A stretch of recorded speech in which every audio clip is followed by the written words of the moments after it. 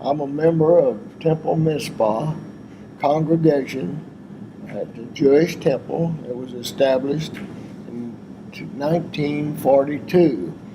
The name Temple Mizpah is actually means foreign or outpost, because this was the only synagogue west of Fort Worth in 1942, and today we're still an outpost because the only other temple is in Odessa, Texas.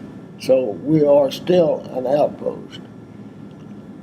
We decided and we were led to start the Temple Mizpah in 1941 because the Camp Barclay had been built at the beginning of the war.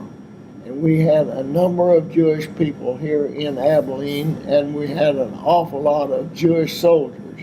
And we were told that the Jewish soldiers needed recreation and needed some place to go to worship. And that is the reason that we built Temple Mizpah in 1942. Since then, we've had a number of members, maybe as many as 120 at one time. The actual building of our Temple Mizpah was done in a very fast pace because the war was getting to be bad, and at Camp Barclay and the Army had a group of Jewish people that were in the medical corps, and they were mainly from upstate New York, Philadelphia, Washington, and these were Jewish people that were Jewish members that were taken from their homes and put in the service, and they needed a place for recreation, and we hoped to have that for them. One of the things that our ladies auxiliary was very happy to do during that time was in 1944 during the Passover season. Generally, we have a Passover service and have approximately 1,500 people. This Passover, we had 1,100 people, and it was carried out at a new mess hall that was given to let us, the general at the base at Camp Barclay, let us use this new mess hall with new forks, knives, and spoons, and it was clean and painted, and it was used. So everything there was kosher, and we had approximately 1,100 people there, mostly service people. We have 3 Torahs, and I will show you them soon. And these Torahs were dedicated by people in Abilene, and one man from Sweetwater, and another man had the Torah in Odessa, Texas. And they had nothing to do with them, so they donated them to Temple Mizpah, and they came in and celebrated the high holidays with us. And these Torahs are very, very valuable, and they're very old, probably 200 to 400 years old. How did you end up coming to Abilene? In the 1930, 1931, 1932, there was a severe drought in Texas, and there was no money, there was no food. It was just a desolate place.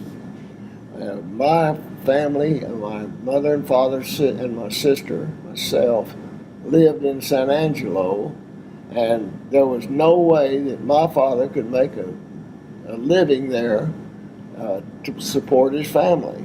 So we moved to Dallas, where my father's mother and father lived, and we lived with them for 1 year because there was no money in Abilene, in Dallas, there was no money anyplace. My father got a job making probably 20 to 50 cents a day as a tailor. And this lasted about a year, and my father got on a bus one day and came out to Abilene looking for a location to open a department store or men's store, which were pretty scarce in those days. There wasn't J.C. Penney. But at any rate, when my father arrived in Abilene, he walked the streets and met some of the people here. There were about 5 Jewish families living in Abilene at that time. One of them was Mr. and Mrs. Cohen. They had 4 children that they raised here in Abilene, and they were in the scrap metal business.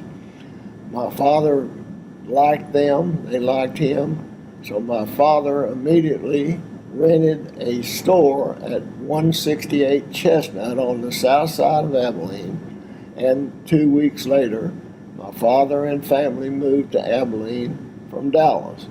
And my father opened the store, and we lived in the back of the store for 6 months until my father could get us enough money to rent an apartment for us. At that year, there was a good cotton crop around Abilene, Sweetwater, Anson, and Daddy was able to make a little money, and things got a little bit better, but they were still very, very bad. You didn't have all the things that we have now. There were no going out to eat, or there wasn't anything like that. You were just, and it didn't bother us. Everybody pitched in and did their thing. Finally, several years later, when the Army camp was announced here in 1939, they began to construct Camp Barkley, and my father's business became better because of the workers that were out there always needed to come into his store and buy their things. But then, at this time, I was going to school, and I had a lot of friends in school. I was treated royally. I was never insulted by being Jewish or anything.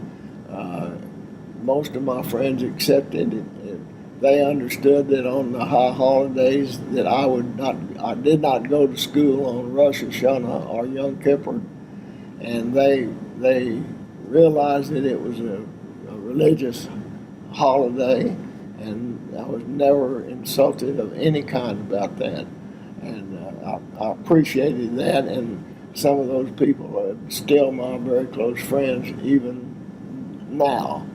And when I got out of school, high school, the war was just getting going good, and of course I was at a young age and full of rip and vinegar, and the religion didn't do a lot for me, although I attended the services and so forth. And I went off to college for a year, and then I went into the service, and I spent 3 years in the Marine Corps, United States Marine Corps, and then I came back to Abilene, and things were going good here, and I went off to school at the University of Texas in Austin, and I became a geologist. And when I finished school, I moved right back to Abilene, and I'm still here, and I'm 91 years old. And I'm still working. I'm a geologist here in Abilene. This is a picture of Temple Mizpah the day it was completed. And this is my father standing in the doorway. And if you'll notice, there's no grass or there's nothing around it because they just now completed it. This building was built in 30 days because it was such the chaplain at the Army base was so hesitant. He said, "Get it built. We need it right now." And our members really got work, and the building itself was financed. The day that we opened the building, the building was paid for. And this was done by our members going out and soliciting money from around people that they knew in the area, maybe Jewish, maybe not, but the building was paid for. Well, when you And let me just say thank you for your service. And there's a special time. We were talking about the fact that my father was in the Marine Corps and served in World War II era time, and I have a very deep appreciation and love for the men and women that gave of their lives and to fight an enemy that certainly he had it in for Jewish people. And I don't know, how much did you know during that time when the war was going on about Adolf Hitler and what he was doing with the Jewish people? Yes, I did know about it because, of course, I was in the South Pacific, so I was not. I do remember that when the war was over in Europe, I was very happy because we felt that we would get a lot of help in the Pacific from those soldiers, sailors, and Marines also that were in Europe would come out to help us in the South Pacific. And Hitler was terrible. I mean, we would see pictures and everything, and we had Hirohito about the same thing. And but fortunately, we made it through all right. You know, a lot of people's lives were lost in that conflict, and of course, we realize the Jewish people. Of course, I think the number of about 6 million, I understand that he put to death. But when we look at that era and knowing the significance now, I mean, a lot of things were not known, I guess, during the war itself, but even afterwards, did you feel like even in America there became a greater understanding or appreciation for the Jewish people? Yes, definitely. When the war was over, if you came back, and it didn't matter whether you were Jewish or Irish or black or whatever, people really appreciated your service. And one thing on our dog tag, which we did have, and you had, if you were Jewish, you had a J on there. Well, when we went into the South Pacific, we took those off. We didn't wear them. They said that because that was a hangover from Hitler. If he saw one of those things, you were beheaded immediately. So we didn't. So it put your life even more so in jeopardy if you were caught or captured. Oh yeah. Wow. After the war, we've mentioned that maybe there was a little bit more sympathy towards the Jewish people in the sense of not having their own country, but from what you were seeing and happening in your living in this area, how did it make you feel when you found out there was going to be a nation called Israel? Well, I liked it, but I couldn't believe that I would ever make a trip to Israel just to see the country. I couldn't believe that. Now I can believe it, but at that time it was so small, and it was almost like a refugee place to get people out of the way and to be safely, and then when what was really intriguing to me was when the Israelites started their own, they're being shepherds and they're being farmers and living out away from the city, and that's what happened in West Texas. People lived around, like here in Abilene. When we moved here, there was 20,000 people, and that's just the way it was. Part of the reason why we wanted to meet with you is because 70 years, that's a long time since the birth of this nation. If I had ever made a trip to Israel, I'm sure I would be much more excited about having been there and knowing about it. But I know people that have gone over there and stayed a week or two. They said, "Oh my gosh, this is wonderful. This is it," and they all wanted to go back.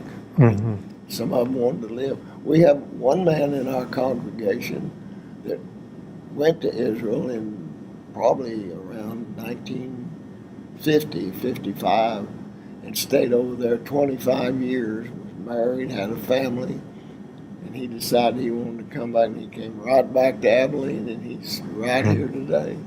Well, we just want to say we appreciate you taking the time Thank you. to share of your life in many ways in this wonderful temple. I hope I gave you a little enlightenment about our synagogue. I think you did. Thank you.